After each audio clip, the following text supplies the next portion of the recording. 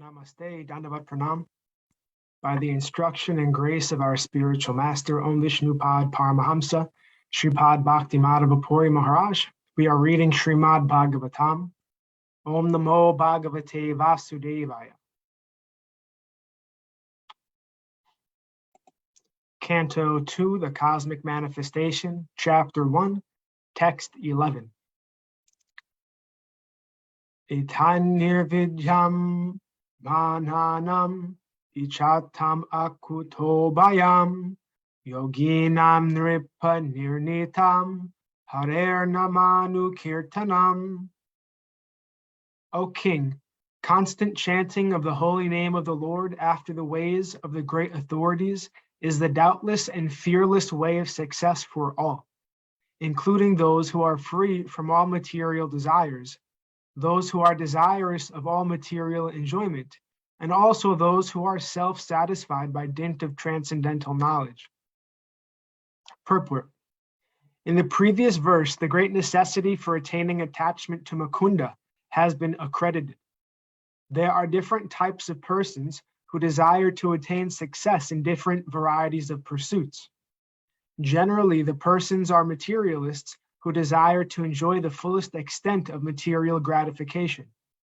Next to them are the transcendentalists who have attained perfect knowledge about the nature of material enjoyment, and thus are aloof from such an illusory way of life. More or less, they are satisfied in themselves by self-realization. Above them are the devotees of the Lord who neither aspire to enjoy the material world nor desire to get out of it. They are after the satisfaction of the Lord, Sri Krishna. In other words, the devotees of the Lord do not want anything on their personal account. If the Lord desires, the devotees can accept all sorts of material facilities. And if the Lord does not desire this, the devotees can leave aside all sorts of facilities, even up to the limit of salvation. Nor are they self-satisfied, because they want the satisfaction of the Lord only. In this verse, Sri Shukadev Goswami recommends the transcendental chanting of the holy name of the Lord. By offenseless chanting and hearing the holy name of the Lord, one becomes acquainted with the transcendental form of the Lord, and then with the attributes of the Lord, and then with the transcendental nature of his pastimes, etc. Here it is mentioned that one should constantly chant the holy name of the Lord after hearing it from authorities. This means that hearing from the authorities is the first essential. Hearing of the holy name gradually promotes one to the stage of hearing about his form, attributes, pastimes, and so on. And thus the necessity of the chanting of his glories develops successively. This process is recommended not only for the successful execution of devotional service, but also even for those who are materially attached. According to Sri Shukadev Goswami, this way of attaining success is an established fact, concluded not only by him, but also by all other previous acharyas. Therefore, there is no need of further evidence. The process is recommended not only for the progressive students in different departments of ideological success, but also for those who are already successful in their achievement as fruitive workers, as philosophers, or as devotees of the Lord. Srila Jiva Goswami instructs that chanting of the holy name of the Lord should be loudly done, and it should be performed offenselessly as well, as recommended in the Padma Purana. One can deliver himself from the effects of all sins by surrendering himself unto the Lord. One can deliver himself from all offenses at the feet of the Lord by taking shelter of his holy name. But one cannot protect himself if one commits an offense at the feet of the holy name of the Lord. Such offenses are mentioned in the Padma Purana as being 10 in number. The first offense is to vilify the great devotees who have preached about the glories of the Lord. The second offense is to see the holy names of the Lord in terms of worldly distinction. The Lord is the proprietor of all the universes, and therefore he may be known in different places by different names, but that does not in any way qualify the fullness of the Lord. Any nomenclature which is meant for the Supreme Lord is as holy as others because they are all meant for the Lord. Such holy names are as powerful as the Lord, and there is no bar for anyone in any part of the creation to chant and glorify the Lord by the particular name of the Lord as it is locally understood.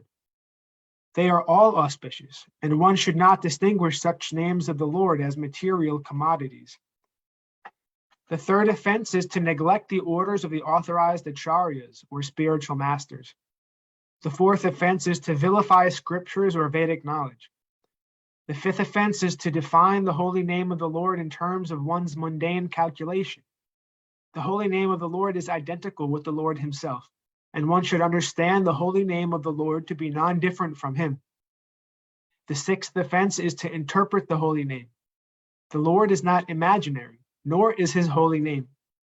There are persons with poor fund of knowledge who think the Lord to be an imagination of the worshiper, and therefore think his holy name to be imaginary. Such a chanter of the name of the Lord cannot achieve the desired success in the manner of chanting the holy name. The seventh offense is to commit sins intentionally on the strength of the holy name. In the scriptures, it is said that one can be liberated from the effects of all sinful actions simply by chanting the holy name of the Lord. One who takes advantage of this transcendental method and continues to commit sins on the expectation of neutralizing the effects of sins by chanting the holy name of the Lord is the greatest offender at the feet of the holy name. Such an offender cannot purify himself by any recommended method of purification. In other words, one may be a sinful man before chanting the holy name of the Lord, but after taking shelter in the holy name of the Lord and becoming immune, one should strictly restrain oneself from committing sinful acts with a hope that this method of chanting the holy name will give him protection. The eighth offense is to consider the holy name of the Lord and his chanting method to be equal to some material auspicious activity. There are various kinds of good works for material benefits, but the holy name and his chanting are not mere auspicious holy services. Undoubtedly, the holy name is holy service, but he should never be utilized for such purposes. Since the holy name and the Lord are of one and the same identity, one should not try to bring the holy name into the service of mankind. The idea is that the Supreme Lord is the supreme enjoyer. He is no one's servant or order supplier. Similarly, since the holy name of the Lord is identical with the Lord, one should not try to utilize the holy name for one's personal service. The ninth offense is to instruct those who are not interested in chanting the holy name of the Lord about the transcendental nature of the holy name. If such instruction is imparted to an unwilling audience, the act is considered to be an offense at the holy feet of the feet of the holy name. The 10th offense is to become uninterested in the holy name of the Lord, even after hearing of the transcendental nature of the holy name. The effect of chanting the holy name of the Lord is perceived by the chanter as liberation from the conception of false egoism. False egoism is exhibited by thinking oneself to be the enjoyer of the world and thinking everything in the world to be meant for the enjoyment of one's self only. The whole materialistic world is moving under such false egoism of I and mine, but the factual effect of chanting the holy name is to become free from such misconceptions.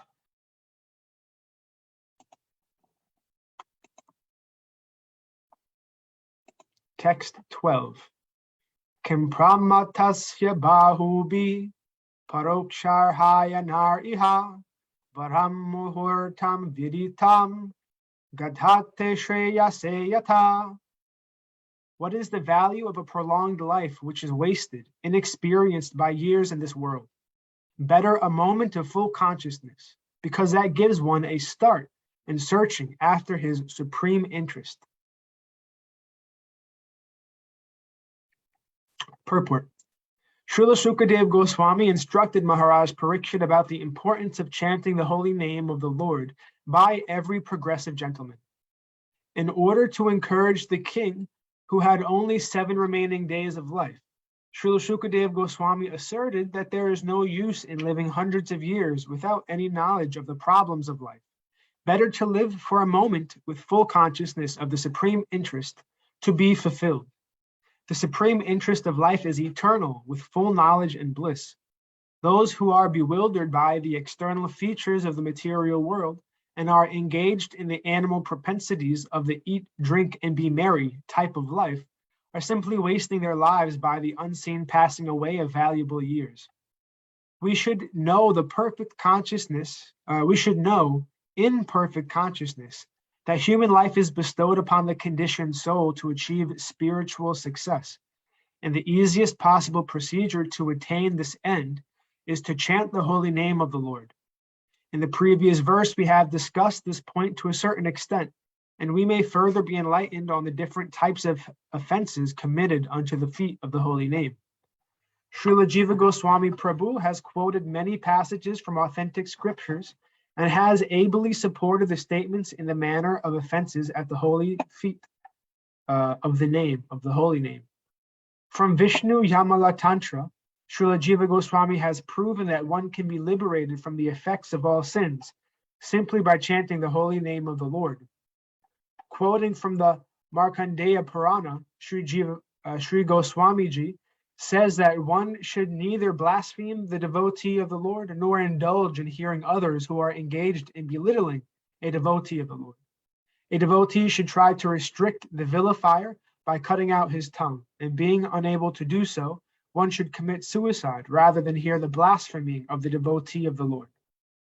The conclusion is that one should neither hear nor allow vilification of a devotee of the Lord.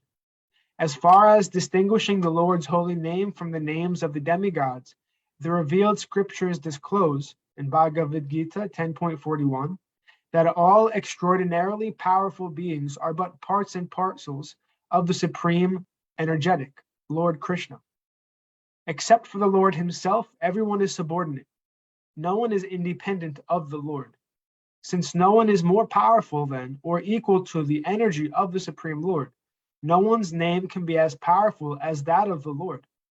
By chanting the Lord's holy name, one can derive all the stipulated energy synchronized from all sources. Therefore, one should not equalize the supreme holy name of the Lord with any other name. Brahma, Shiva, or any other powerful god can never be equal to the supreme Lord Vishnu.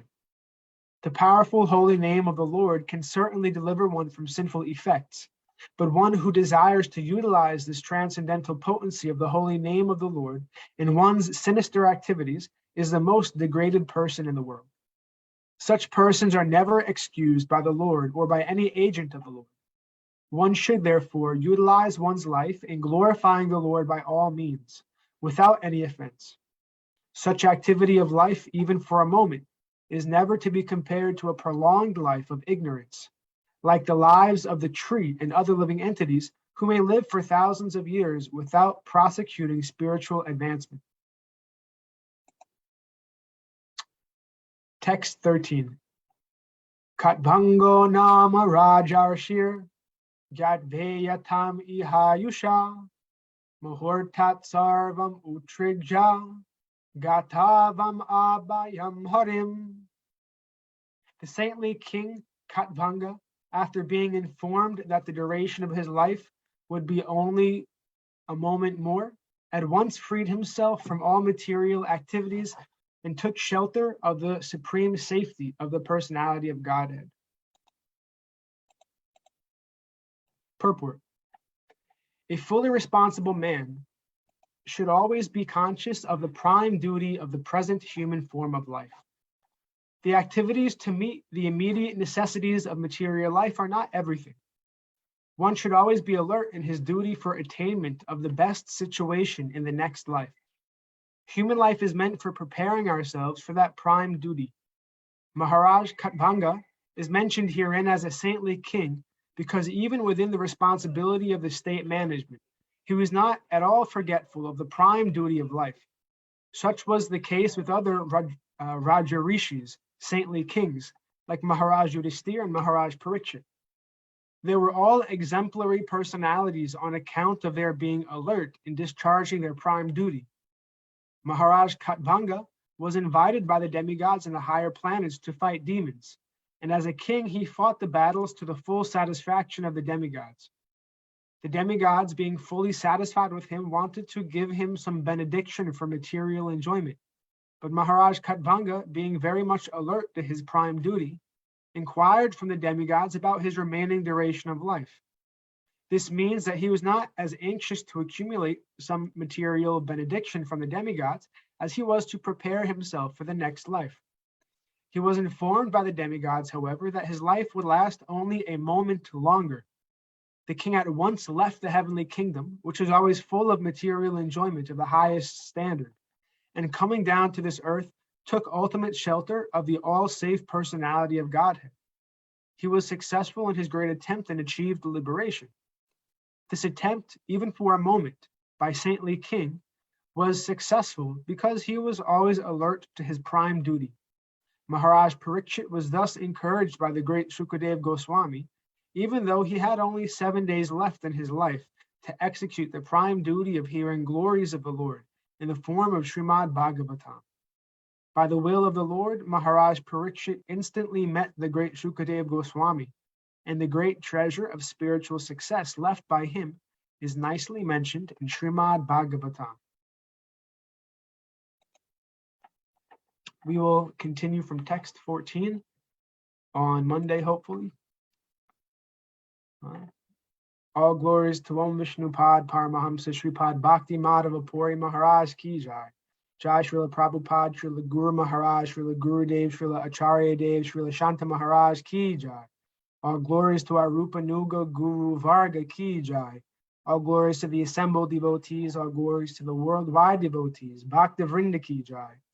All glories to Navadvip Dham Ki Jai, Mayapur Dham Ki Jai, Nrshingapali Dham Ki Jai, Ekachakra Dham Ki Jai, Jagannath Puri Dham Ki Jai, Jagannath Baladev Subhadra Ju Ki Jai, Vrindavan Dham Ki Jai, Giri Govardhan Gupta Govardhan Dham Ki Jai, Sham Kund Radha Kund Ki Jai, Tulsi Devi Bhakti Devi Vrinda Devi Ki Jai, Nitai Gaur Pramanandi Hari Hari Hari Hari Bol. Dhanavat Pranams.